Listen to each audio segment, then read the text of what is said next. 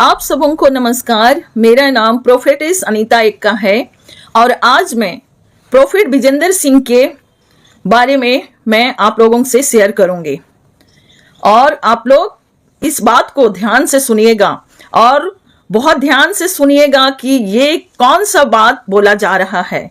तो हम लोग क्या करते हैं, प्रोफेट विजेंद्र सिंह जी को टारगेट बनाए हैं, लेकिन हमें टारगेट नहीं बनाना है क्योंकि वो परमेश्वर का चुना हुआ नबी है, क्योंकि वो परमेश्वर का चुना हुआ नबी है, वो प्रोफेट है।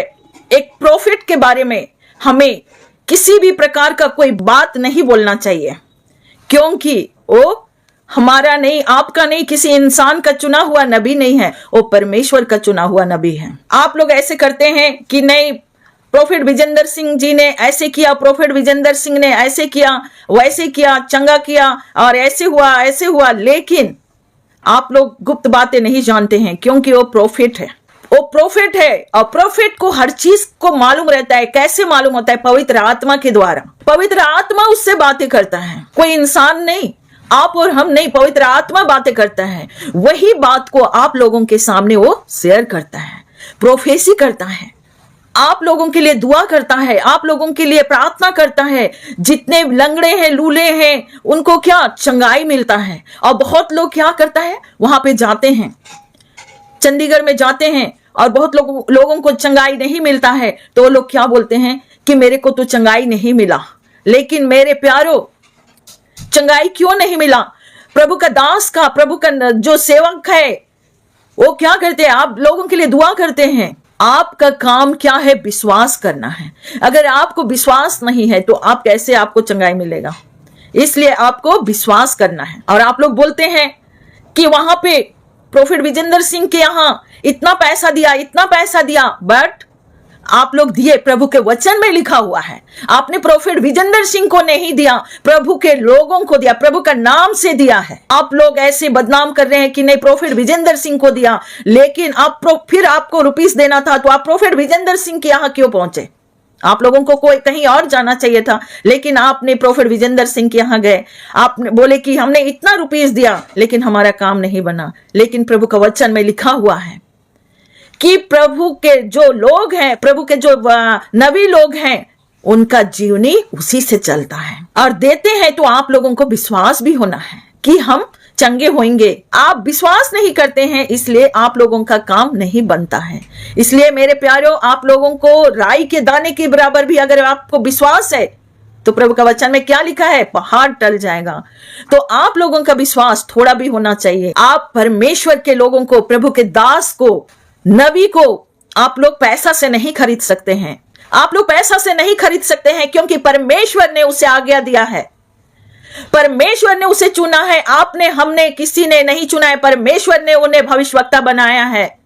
और आज मैं बताती हूं कि कहां पे प्रभु का वचन में लिखा है कि भविष्यवक्ता किसने बनाया। यिर्मयाह में आप देखिएगा प्रभु का वचन क्या कहता है। पहला का 5 में परमेश्वर का वचन क्या कहता है, गर्भ में रचने से पहले ही मैंने तुझ पर चित्त लगाया और उत्पन्न होने से पहले ही मैंने तेरी अभिषेक किया।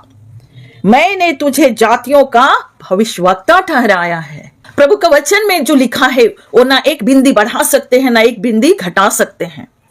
तो मेरे बच्चों, आप लोग ऐसा निरादर ना करें क्योंकि वो चुने हुए नबी हैं। बहुत लोग बोलते हैं कि ये ब्लैक मैजिक करता है। क्या ये फेयर है प्रभु के लोगों के लिए? क्या आप लोग सुन रहे हैं? क्या आप लोगों का कान में आ रहा है? आप लोग प्रभु का दास हैं, आप लोग प्रभु का सेवक हैं। क्या ये फेयर है क्या कि ब्लैक मैजिक होता है?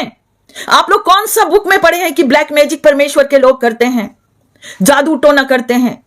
कौन सा बुक में पढ़े हैं आप लोग? प्रभु का दास है, प्रभु के सेवक लोग हैं, प्रभु के नबी लोग हैं। कोई ऐसा इंसान है जो कि आके बताए कि ये लोग जादू टोना करते हैं? आप लोग बोलते हैं ब्लैक मैजिक, जादू टोना। यस, जादू टोना होता है। अगर जादू टोना होता है, ब्लैक मैजिक होता है, तो क्या शैतान को शैतान निकाल सकता है? आप लोग बताइए, क्या शैतान को शैतान निकाल सकता है? कभी नहीं, कभी नहीं निकाल सकता है। ओनली फॉर गॉड निकाल सकता है, गॉड के लोग निकाल सकते हैं। गॉड का लोग वही इंसान जो प्रभु ने चुना है, उनको शक्ति दिया है, सामर्थ दिया है, बल दिया है। तो शैतान होता है, शैतान को निकालने के लिए शक्ति और सामर्थ गॉड के ओर से आता है और अपने नबियों को चुना है, सामर्थ दिया है।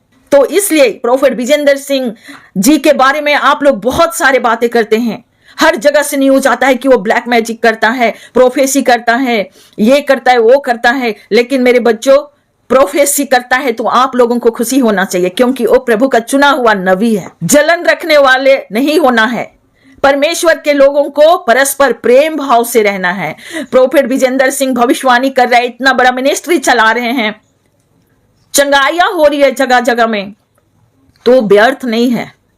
वो सब इंसान की ओर से नहीं, परमेश्वर की ओर से हो रहा है। हम मनुष्य ऊपर से इंसान को क्या करते हैं, जांचते हैं, लेकिन परमेश्वर हमें अंदर से जांचता है और जानता है कि हमारे बच्चे किस रास्ता में जा रहे हैं, शैतान के रास्ता में जा रहे हैं या अच्छा रास्ता में जा रहे हैं।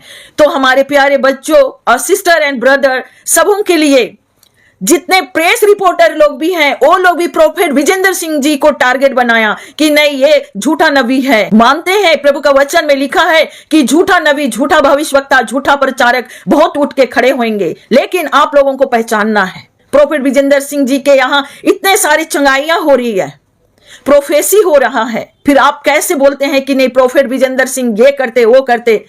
ऐसा नहीं है, वो प्रभु का काम कर रहा है। तो मेरे प्यारे भाई एवं बहनों, आप लोगों को सपोर्ट करना चाहिए। एक विश्वासी भाई बहन के नाम से आप लोगों को सपोर्ट करने वाला होना चाहिए, ना कि उसके विरोध होना चाहिए। आप लोग, क्या परमेश्वर ने यही सिखाया है कि भाई भाई में लड़ो? ये तो कैन और हाबिल वाला हो गया। आप लोगों को क्या भाई भाई में लड़ने के लिए सिखाया है? आप लोग कौन है? जो विश्वासी लोग हैं, जो परमेश्वर के रास्ता में चलते हैं, वो सब भाई और बहन और माँ बाप हैं। तो आपस में हमें लड़ाई नहीं करना, आपस में हमें बैर नहीं करना है। अगर कुछ भी मिस्टेक हो रहा है तो प्रभु के लोग हैं आप लोग, तो उनको सपोर्ट करना चाहिए होता है, ना कि उन्हें गिराना होता है, उनको आगे बढ़ाना। आगे बढ़ते हैं, प्रोफेट विजेंद्र सिंह आगे बढ़ते हैं तो लोगों को क्या होता है, जेलस होता है। लेकिन हमें जेलस नहीं होना है। हमारे बच्चों, हमें ना किसी के प्रति दोष भी नहीं लगाना है। आप लोग बहुत जल्दी टारगेट बनाते हैं कि प्रोफेट जी ऐसे किए, प्रोफेट जी वैसे किए, और दोष लगाते हैं। प्रभु का वचन क्या कहता है, देखिए मत्ती का 7 का पहला और दूसरा में प्रभु का वचन क्या लिखा है। दोष मत लगाओ, क्या लिखा है, दोष मत लगाओ कि तुम पर भी दोष ना लगाया जाए। मेरे प्यारो, क्या लिखा है प्रभु का वचन में कि दोष मत लगाओ कि तुम पर भी दोष ना लगाया जाए, क्योंकि जिस प्रकार तुम दोष लगाते हो उसी प्रकार तुम पर भी दोष लगाया जाएगा, क्योंकि जिस नाप से नापते हो उसी नाप से तुम्हारे लिए भी नापा जाएगा। आमीन। ये प्रभु का वचन में लिखा है, किसी इंसान ने नहीं बनाया है, परमेश्वर का वचन में लिखा है कि दोष मत लगाओ कि तुम पर भी दोष ना लगाया जाए। तो मेरे प्यारों, किसी के ऊपर बोलने से पहले अपनी आत्मा को जांचना है, अपने आत्मा को परखना है कि मैं क्या बोल रहा हूं, कि मैं क्या बोल रही हूं। तो प्रभु का वचन में साफ साफ लिखा है कि दोष मत लगाओ। इसलिए हमें किसी के प्रति बोलने से पहले, विशेष करके प्रभु के नबी लोग के लिए, प्रभु के सेवक के लिए, प्रभु का दास प्रचारक सबों के लिए, लेकिन प्रभु के रास्ता में जो चलते हैं वो सारे बराबर हैं, इक्वल है। जो प्रभु का रास्ता में चलते हैं वो सब क्या हैं, भाई बहन माँ बाप हैं। तो हमें दोष नहीं लगाना है किसी के प्रति, और दोष लगाने वाला भी नहीं बनना है। आप लोग क्या सुने, जरूर कमेंट करके बताइएगा कि प्रभु का वचन में आज जो मैंने प्रीच किया उसको कमेंट करके बताइएगा। और दोष लगाने से पहले थोड़ा सोचिएगा कि हम प्रभु का दास लोगों को, प्रभु के नबी के प्रति मैं क्या बोल रहा हूं। मैं बहुत दिन से सोच रही थी कि मैं वीडियो बनाऊंगी, लेकिन आज मेरा आत्मा ने गवाही दिया और मैं ये प्रोफेट विजेंद्र सिंह के बारे में आज मैं आप लोगों से बात किया, प्रीच किया आप लोगों से। और बहुत लोग क्या करते हैं कि प्रोफेट विजेंद्र सिंह ने तो पहले ये किया वो किया, उसका जो बीत गया उसको मत देखिए, जो अभी जो क्या है उनको देखिए। कोई इंसान धर्मी नहीं है, सब पापी है। कोई इंसान धर्मी नहीं है, सब पापी है। और परमेश्वर धर्मियों के लिए नहीं, पापियों के लिए आया है। आमीन। इसलिए कभी दोष नहीं लगाना है, ना किसी के फ्यूचर के बारे में आपको टेंस करने की जरूरत नहीं है। परमेश्वर अपना स्वरूप में बनाया है, तो टेंशन करना गोड का काम है। हमें सिर्फ और सिर्फ परमेश्वर के रास्ता में जाना है, परमेश्वर के वचन के अकॉर्डिंग जाना है। हमें एक दूसरे से प्रेम करने वाला बनना चाहिए, प्रभु का वचन को फैलाने वाला होना चाहिए। हमें एक दूसरे के लिए प्रार्थना करने वाला बनना चाहिए, ना कि दोष लगाना। हमें एक दूसरे के लिए क्या करना चाहिए? प्रार्थना करने वाला बनना चाहिए। और इस वीडियो के द्वारा आज मैं विश्वास करती हूं कि जितने भी भाई बहन हैं, कोई भी किसी के प्रति गलत ना सोचे ना बोले। पहले अपने आत्मा को परखें कि हम क्या बोल रहे हैं। अगर जो इंसान अच्छा है तो किसी के प्रति भी वो अच्छा ही सोचेगा, वो बुरा नहीं सोचेगा। अगर आपका माइंड में नेगेटिव थिंकिंग चलती है तो आप नेगेटिव ही आपका माउथ से आउट होएगा। इसलिए जो अच्छा इंसान है वो अच्छी बातें करेगा, नेगेटिव इंसान की सोच नेगेटिव ही रहेगा। आमीन। तो मेरे प्यारे भाई और बहनों और बच्चों, छोटे बड़े, मैं सबों के लिए बोल रही हूं, किसी पर दोष नहीं लगाना चाहिए। हमें किसी पर दोष नहीं लगाना है। और मैं ये कहना चाहती हूं, इस वीडियो के द्वारा आप लोगों का आत्मिक आंखें खुले और परमेश्वर के नबी और भविष्यवक्ता और प्रीचर लोगों के बारे में बोलने से पहले सोचें। जो भी आप गलत किए हैं या बोले हैं तो इंसान माफ नहीं करता है, परमेश्वर माफ करता है।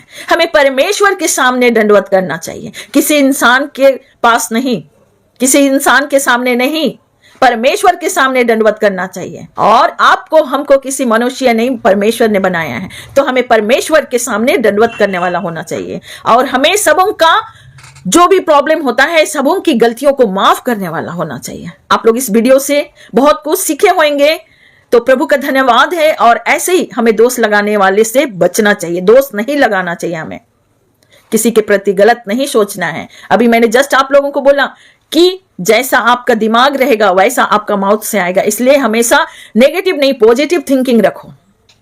और इस वीडियो को ज्यादा से ज्यादा शेयर करें और कमेंट करके बताएंगे कि आप लोग क्या सीखे इस वीडियो से। Take care, God bless you. प्रभु आप सबों को आशीष दे। आमीन।